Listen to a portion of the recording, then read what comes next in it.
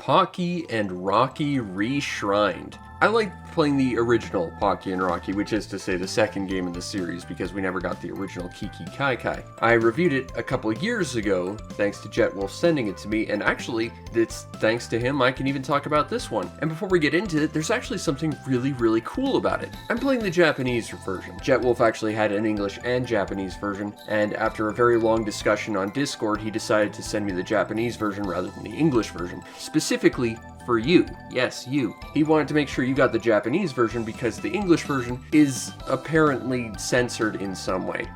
If I had to take a random guess, I would think it's because of this girl and her very huge, very supple pair of braids. What'd you think I was gonna say? Oh, also her boobies are big. But JetWolf wanted to make sure that you got the actual full version of this game instead of the slightly censored Japanese version.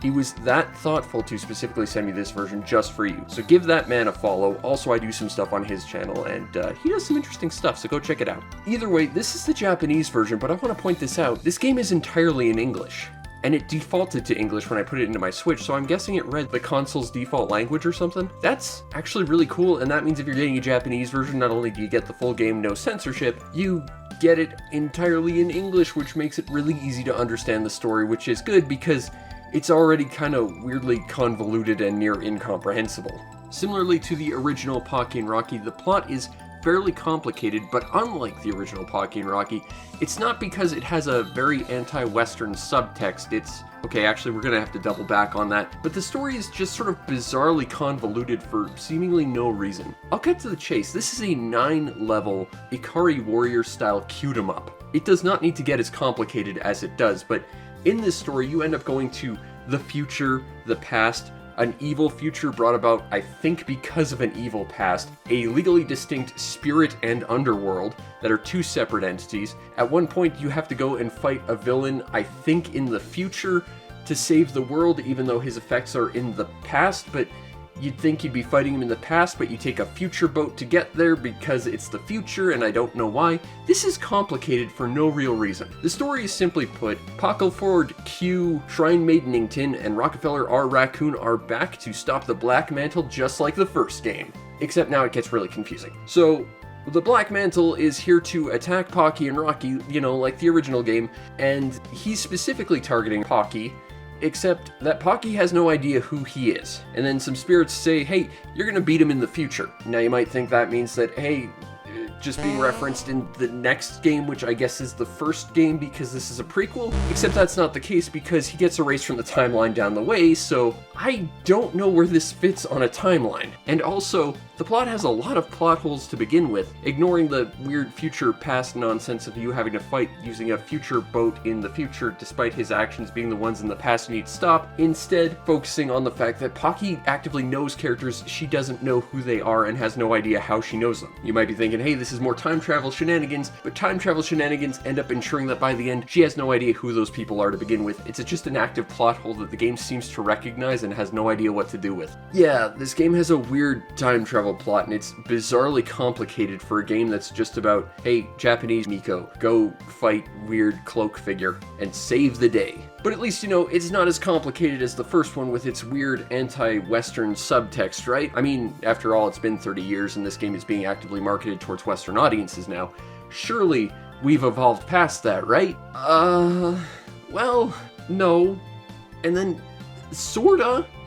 And then, no, and it's actually worse. So, similar to the first game, Black Mantle has shown up and has started kidnapping various yokai and storing them in a tower, which you see later on, similar to the first game. Except this time they're not projecting xenophobia by simply showing Western influence affecting classic Japanese sensibilities, so no longer are the monsters being actively turned into Mary Shelley's Frankenstein's monster and Michael J. Fox's Teen Wolf. This time they're just taking ghosts and making them electric ghosts, I guess? So you might be thinking, okay, we're definitely moving past the whole anti-Western sentiment that Pocky and Rocky originally had. Except then they introduce this other new character. She's a foreigner. The game will actively call her a foreigner, and she's blonde in a Japanese game, so yeah, she's definitely from the West.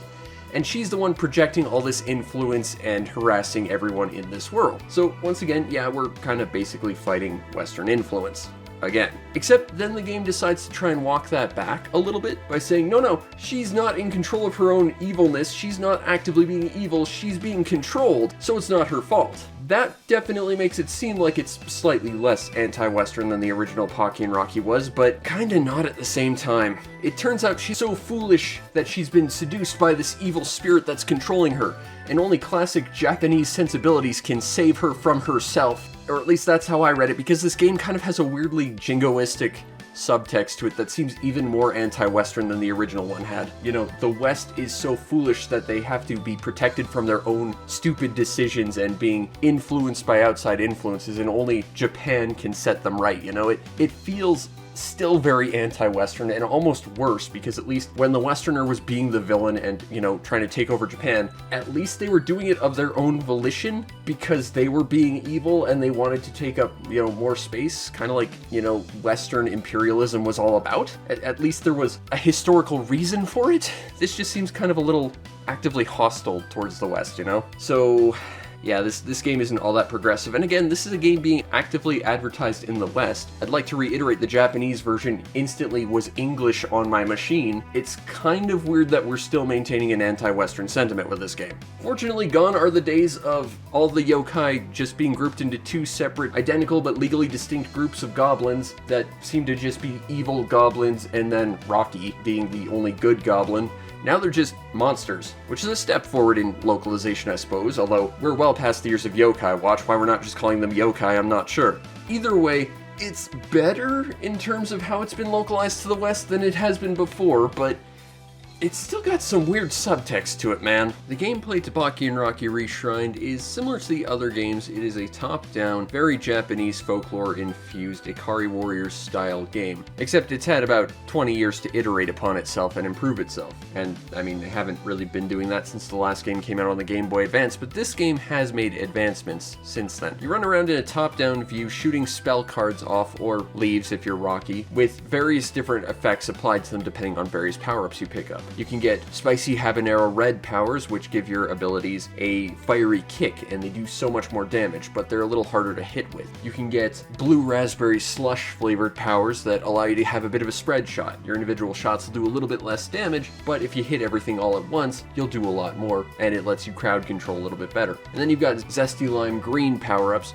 which give your abilities a sort of reflective ability, so they bounce around the screen a little bit. I had a lot of trouble utilizing these in very much of a meaningful way. This was just not my power-up, I'm not gonna lie. You also have the ability to drop bombs, provided you have them in your inventory, and they're not quite screen clearing, they just have a huge explosive radius, as well as the ability to deflect attacks using a melee attack. But wait, there's more. If you utilize your shots by rapidly tapping instead of holding down your shots, you gain the ability to deploy artifacts that will redirect your shots towards enemies, basically guaranteeing they're going to be hit. And this is a cool little change because this means that you're more likely to actually get damage done to enemies and you don't have to worry about actively aiming, but at the same time, you have to kind of lower your DPS just to activate it. I kind of like that a lot. And similarly, your melee attack can deflect shots, but if you hold it down and leave yourself entirely vulnerable, you can then deploy a barrier that will protect you for about 10 seconds. This is such a huge gameplay difference that gives you a strategic option that requires you to play very, very risky, but could give you a lot of defense in the long run. These are some small gameplay changes that give you a massive wealth of strategic options, and I love them. And there's still more, because as you go through the game, you'll be unlocking different forms, and those forms have different variations of every single one of those things. My favorite shot combination, Furry Pocky with spicy hot red powers that give you a laser that locks onto everything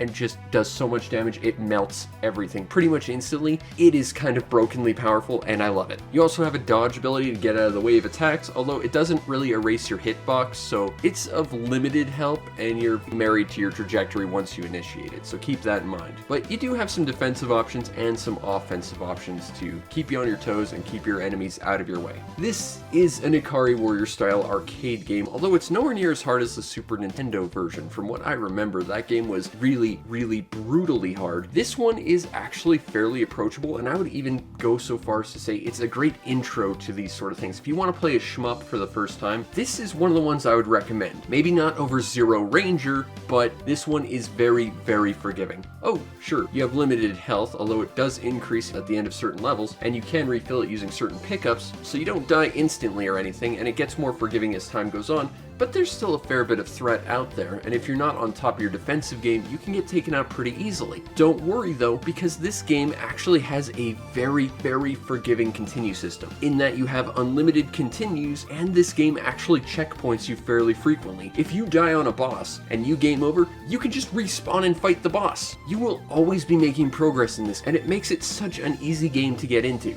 That said, if you're looking for a challenge, it will be a little bit harder to recommend this game. Although that said, I'm playing on normal mode. There is a hard mode which presumably fixes that problem, but again, I had to kind of get through the game as fast as possible to make this video, and it took me about an hour to finish this game, and I game overed quite frequently. Again, there's only about 9 levels, although they are fairly sizable in their design. And some of the transitions between points of areas is a lot more subtle than others.